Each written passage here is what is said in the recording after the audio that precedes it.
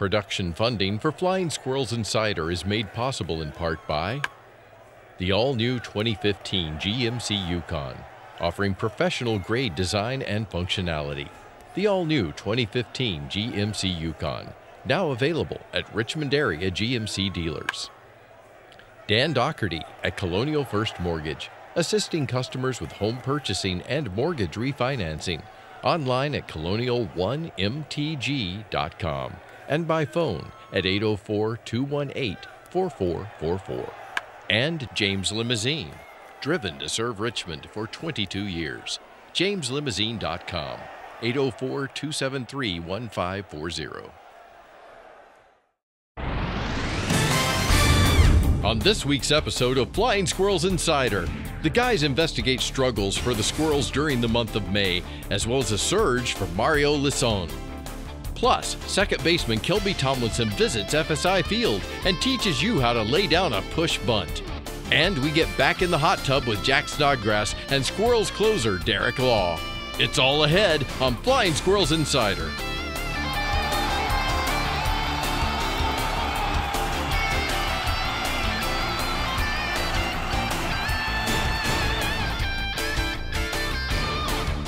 I just wanted to radio, not another year as a squirrel.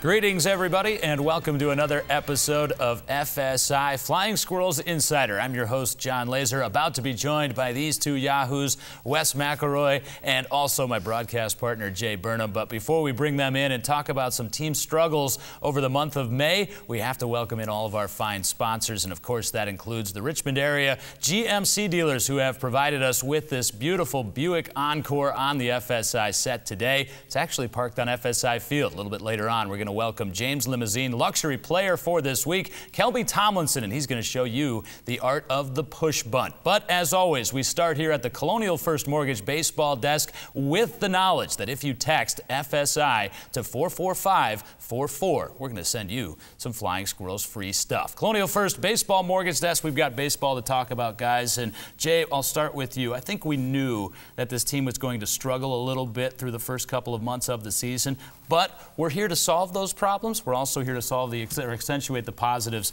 Mario Lisson is where we start today. Yeah, what a month for Mario Lisson. And this comes for a guy that struggled during the month of April. And so for some players, they don't do well at the beginning of the season for whatever that might be. They play better as the heat gets hotter here in the Richmond area. But for Lisson, he's adapting to a new organization. He's a guy that has an extended track record of being successful at this level. So I don't think it was unexpected for Lisson, but he's really starting to swing the bat a lot better, and it comes with a little bit of help around him in the lineup. Angel Villalona has been a production bat for the Squirrels, and as you see, guys with better track records behind you, that allows you to get a better fair share of better pitches, I should say. Jarrett Parker has nicknamed Lisson La Tormenta. In Spanish, that means the storm. Mario was joking with me the other day, guys. He said, I wasn't so much of a storm in April. I was more like a spring mist. We've seen plenty of that at the Diamond as well. Let's stay with the precipitation theme, however. Matt Duffy, if you were going to use that analogy, would be a consistent downpour. He has really come out of the gate strong and continued on that pace, despite the fact we're going to see more adjustments from league pitchers, and we've already seen that. Duffy getting pounded inside in that Trenton series and able to adapt. Unfortunately, that comes, Wes, at a time where some of the other hitters in the order aren't able to make those adjustments. Right now, Jarrett Parker just looks a bit uncomfortable. What are you seeing with him? He does, and it really looks like a lack of confidence, which is odd because I remember just about 2 shows ago, we were talking about Jarrett Parker and the hair and getting up there with that confidence, and it doesn't seem to be there now. And I think it's something along the lines of mental, that he's pressing, and you can see that clearly by almost doubling the amount of strikeouts in the month of May. He's got 10 strikeouts here in his last 6 games. And I've had conversations before with Kenny Joyce. I've had conversations with Jarrett. I've had conversations with Jarrett's college baseball coach where Jarrett will get down on himself and he will press. And that's what he's going through right now. But as we saw last May, if we're going to do with the weather comparisons, lightning can strike. He can change like the weather, and he can get hot very quickly. Yeah, absolutely. He's like a heat wave when he gets on, and we saw that potentially it's a light switch effect. I'm just tossing around metaphors and analogies all over the place. But you're right. We had Ken Joyce, who was our James Limousine Luxury Coach of the Week on our last episode, and we went through some of those mechanical things and some of the OCD tendencies for Jarrett Parker. They've just looked a little bit off, but he had a titanic 3-run home run against Trenton the other day, and sometimes that's all it seems to take for the Richmond right fielder. The Squirrels could certainly benefit from him getting hot again in the middle of this Richmond order.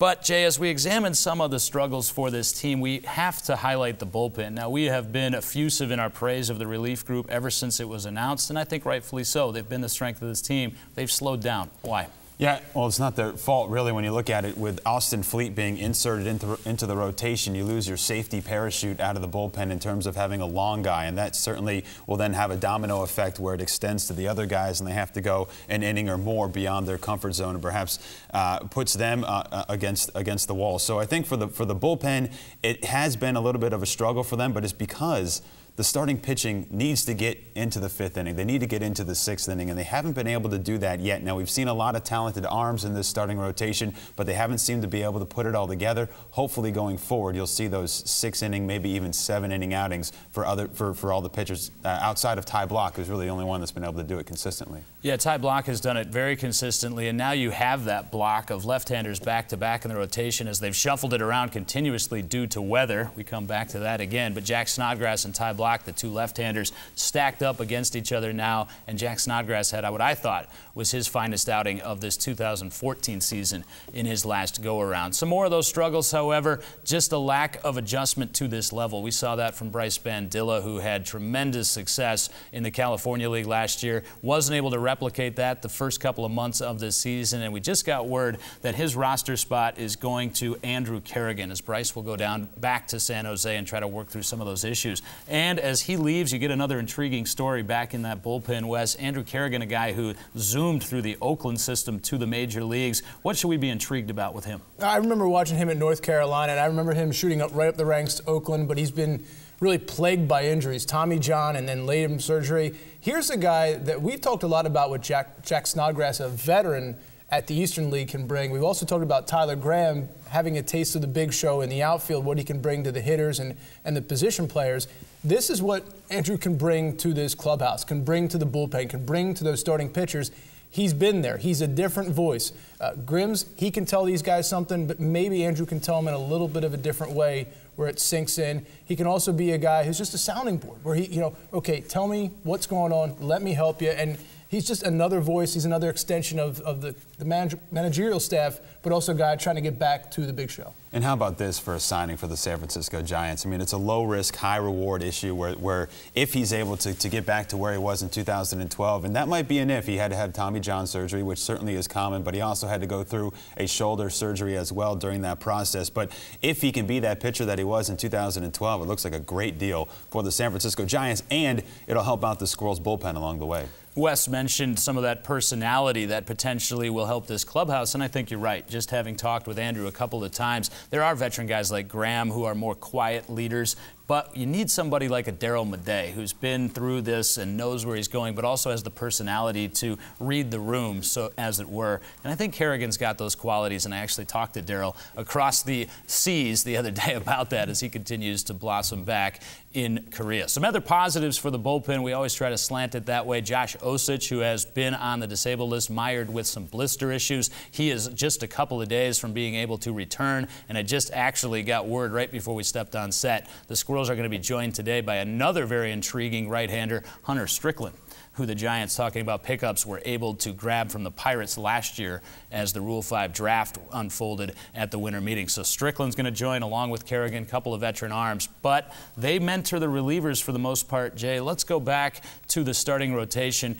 Kyle Crick, we talked about the inability of some of these guys to stretch out. We saw a masterful performance from Crick in Altoona. He wasn't able to replicate those last time out. No, he wasn't, but it was good to see Crick actually get on the board, so to speak, in terms of a positive outing. And that's what you're going to deal with. You're going to have to deal with Crick trying to learn to pitch off that fastball command. The problem being the other teams know that he's doing that. And so at this level, they've figured out how to get a piece of wood on that 95-mile-an-hour fastball. The encouraging thing for Crick, though, was his ability to use that breaking ball. We saw it in the outing in Altoona, and we saw it a little bit in his outing here against the Thunder this past week. So I like that curveball. It is in his arsenal, and if he can be able to kind of locate that fastball just a little bit more, you know that's a pretty good pitch. And this is one thing to explain. What Grims has tried to say this to simplify everything with these starting pitchers, especially Crick.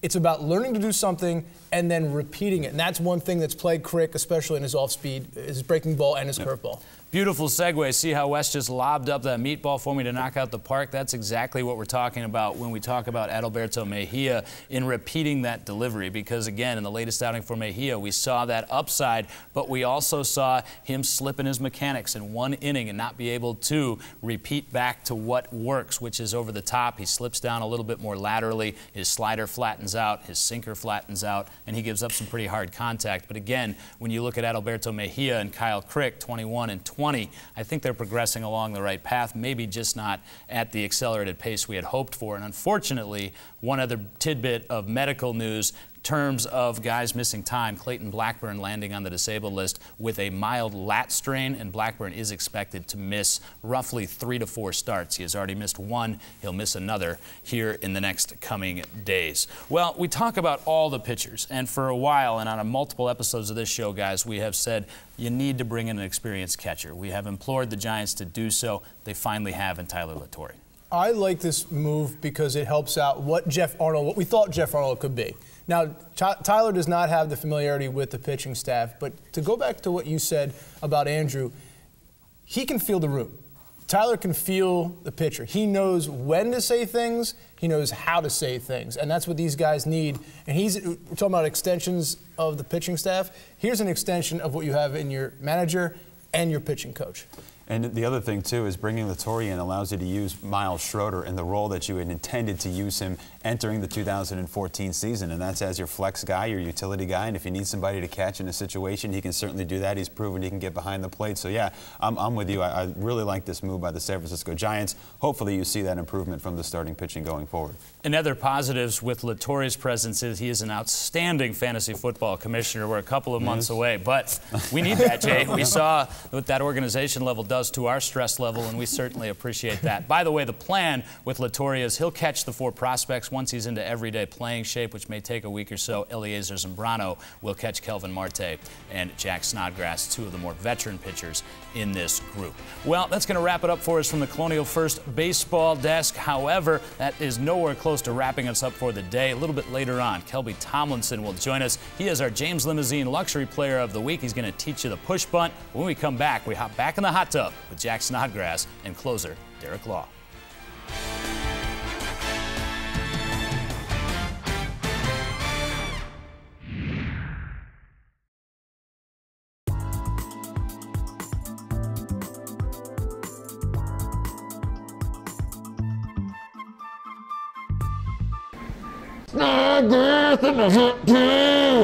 Welcome to Snodgrass in the Hot Tub, our favorite installment where we bring in your favorite Richmond Flying Squirrels players and get to know them just a little bit better. Today's edition, we'll be speaking with Flying Squirrels closer extraordinaire, Derek Law. Welcome, Derek. I have to know, are you a fan of the show? What show? The show you're on. It's a sensation. Never seen it. We obviously have a cheap cable subscriber here, folks. Anyway, let's get to know you a little bit better. Last year, you spent time in the California League and the South Atlantic League, correct? Yes, that's where I was. I don't think I've ever heard of this second one. Is that independent ball? No, that's low A. That's low A. Low A, you said. Well, I guess our fact checkers need to be fired. That's probably on you, Lays. Anyway, let's talk about your pitching mechanics. They're interesting, to say the least. Do you have a, interesting backstory about how that developed? No, not really. I just kind of developed over time. That wasn't very interesting. There's got to be more. I like to have fun, you know. So I just tried different stuff. You know, I don't do the Jack Snodgrass over the head stuff. I don't mess with that. Let's keep it about you. You're not afraid. It's not a fearful tactic to what? You're afraid of facing your fears, anything like that? No, it's more making my middle infielders comfortable by turning and winking at them. Oh, that's kind of strange, but we'll move on from there. Says here, our research team has you as the Eastern League save leader, folks. Save leader. I have to know, after an impressive start, do you think you're going to get the Eastern League record? I hope so. I don't know what the record is, but the record's 200. Oh, yeah, I'm going for it. Go for gold. Yeah, we'll see about that. Anyway, still a little hypothetical here. This will be interesting. Let's see what goes on in the mind of Derek Law. Hypothetically speaking, do you think you're above the law? Yeah. Yeah, I am. That's a reckless answer. I am the law. What a teammate, folks. Jeez. Anyway, on a personal note, I don't know if the rest of the world knows, that we have a huge Miami Heat fan here. Is that true? That's very true. Very Are you also a fan of the Seattle Seahawks, Boston Red Sox, and the Minnesota Lynx? I like the Lynx. Do you? You would, because they're obviously the champions of last year. So got a huge bandwagoner here, right? Would you agree with that? You're a bandwagoner? No. Okay, well, got a, all right, fair enough. Last thing we'll do here, I want to get to know you because the fans need to know who their closer is. We're going to do a little touch of word association. Are you up for that? Yeah, sure. Wonderful. We'll start with Nutsy here. How do you feel about Nutsy? Oh, Nutsy's great. You know, he always gets the crowd going. I like it. Keep it to one word, please. Great. And what about our leader, fearless leader, Parney? Strikeouts. Interesting. And one last one, Stetson Alley.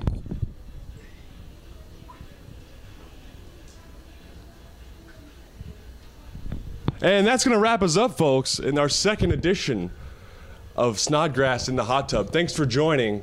Tune in next time. Thank you.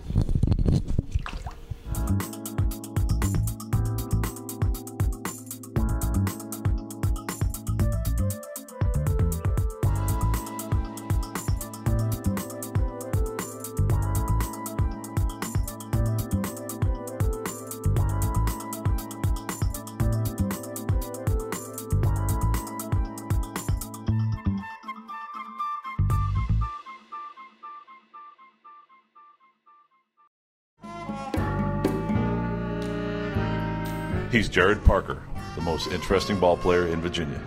He once was selected to handle the pregame plate meeting. As he stepped from the dugout, the opposing manager shouted, "Retreat!" and then proceeded to forfeit the game. After stealing second base, he gave the bag to the poor.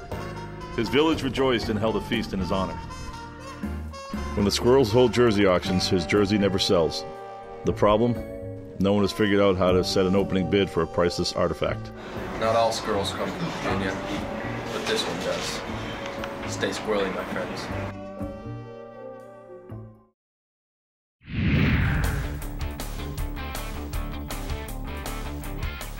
Welcome back to Flying Squirrels Insider. We have transitioned to FSI Field, and we now welcome in our James Limousine Luxury Player of the Week, and that is Flying Squirrels second baseman Kelby Tomlinson. And first of all, Kelb, thanks for being here, man. We do appreciate it. Thank you. Appreciate it. It's been fun to watch you start to flourish here at this AA level, and that's where I wanted to start with you today. You came up last year, admittedly not 100%. How much more fun is it this year now that you can showcase your entire skill set? Yeah, it's definitely been a lot more fun being able to use my strengths, whereas last year I was a little injured with my leg that I couldn't run full speed, and you know, that's one of my strengths is to be able to run and speed, and so to not be able to showcase that last year kind of hurt me, and so it's a lot more enjoyable to be able to use my strengths to try and help the team win. We had Tyler Graham out here about 3 weeks ago as our James Limousine Luxury Player of the Week and had him give a base running tutorial on stolen bases. We might have had you in had we known what was to come. We were talking with Tyler about just the time. He just looks at the time. It seems like you're more of a reader of the pitcher. Yeah, I try to figure out any way that the pitcher will tip something, or you know, I still go off time too, but I think he is more solely off of time. I try to see if I can see anything that the pitcher might tip that would let me know he's going home. I try to peek at catcher signs to see if I can see an off-speed pitch or a pick over, and if I can see that he's not giving a pickoff sign, I can lean a little bit more and get a little bit better of a jump. And then when I'm in the dugout, I try to study to see if he likes to pick over. Sometimes they don't even, really try to keep the runners close, and time does factor in for me as well too. What's also been fun to watch this past homestand is Russ Moorman seems to have consistently now moved you into the 2 spots. So the lineup flows Graham, Tomlinson, Duffy. All 3 guys that have speed can use that speed. This offense is pretty much built for a guy like you right now. Yeah, it's definitely good to have Graham in front of you and Duffy behind you who can also run, and they're also really good hitters. And then behind that, we got some guys that can drive the ball into the gaps to score all of us if we can. One of the first conversations you and I had this year, we were standing in the dugout in New Britain. You might not remember this. You were talking about already anticipating laying down a push bunt in a game that was 3 hours away. And that's one of the reasons I wanted to bring you here today, to show the fans what you're looking for, what you're thinking even before the game when you see the lineup card about when you might use that weapon. We're going to kick out these chairs and have you do that. That sound good? Yep.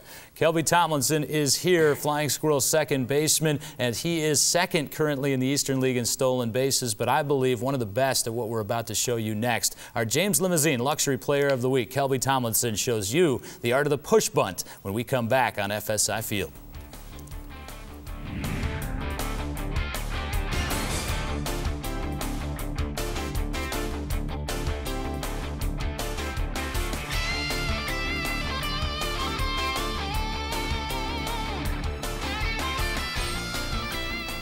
All right, we're ready to play a little ball here with our James Limousine Luxury Player of the Week, Kelby Tomlinson, here on FSI Field. And Kelby, I'm always intrigued by the little subtle plays in the game, those unwritten things that a lot of people don't know about. The push bunt, I think, is becoming a lost art, and that's why we wanted you here today to demonstrate it. So if you wouldn't mind just taking our viewers through what you're looking for, potentially just to set up the opportunity to do it, and then the actual physical execution of it.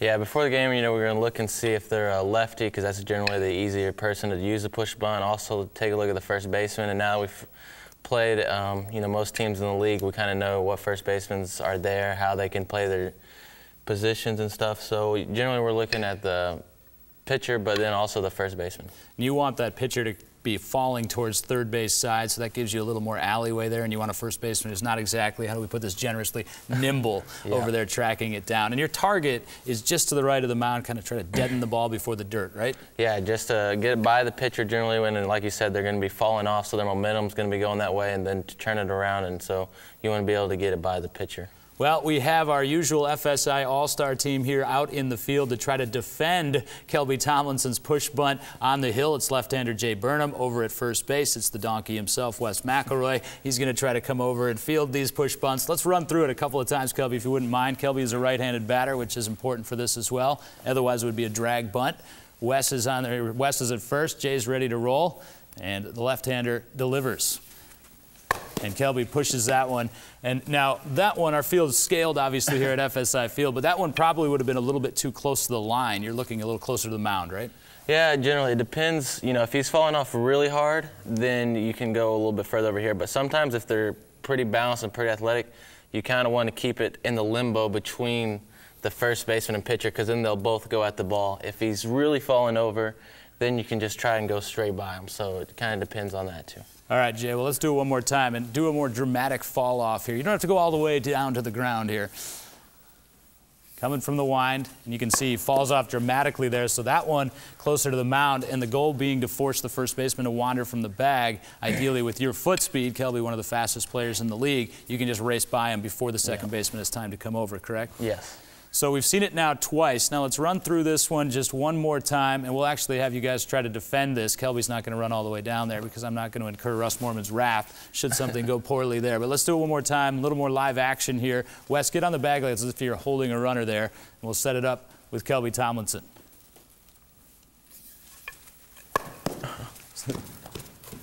So there it is, and Wes McElroy there coming off the bag a little bit. It's a little bit harder to bunt an eephus pitch, by the way, folks. Here's Kelby graciously doing that for us here today. Well, Kelby, you know, as you've gotten hotter with the bat swinging it, is there a time where you bunt less or you bunt more to try to get yourself going? Yeah, you know, when you're struggling, you got to do something. You know, I think that's when I first did the push bunt this year. I was struggling after New Britain. I don't think I got a hit there, so I was like, man, I got to get a hit somehow. And so you go to it, and that can kind of help you stay afloat, you know, whenever you're struggling to get back to where you're swinging good. Thanks for being here, man. We appreciate it. It's been fun to watch. Appreciate it. Kelby Tomlinson heating up along with the Squirrels offense in the month of May. Look for that push bunt next time you're at the Diamond, or the rifle shot through the alley, which he showcased the other night in his Squirrels victory as well. Very appreciative of his time as our James Limousine Luxury Player of the Week. For my co-hosts Jay Burnham and Wes McElroy, I'm Jon Laaser saying thanks for being with us here on FSI. Jay's actually sitting in the host chair when we see you again here on FSI Field.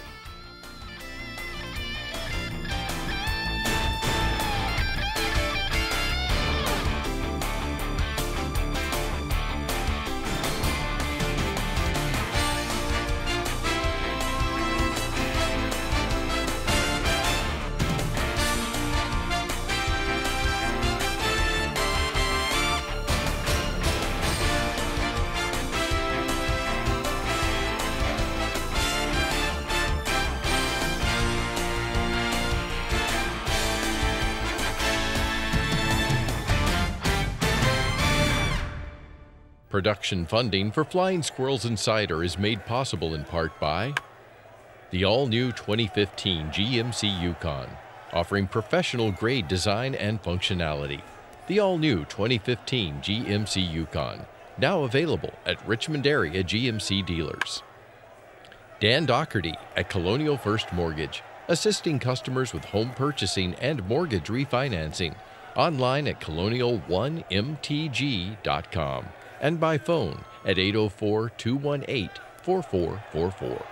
And James Limousine, driven to serve Richmond for 22 years. JamesLimousine.com, 804-273-1540.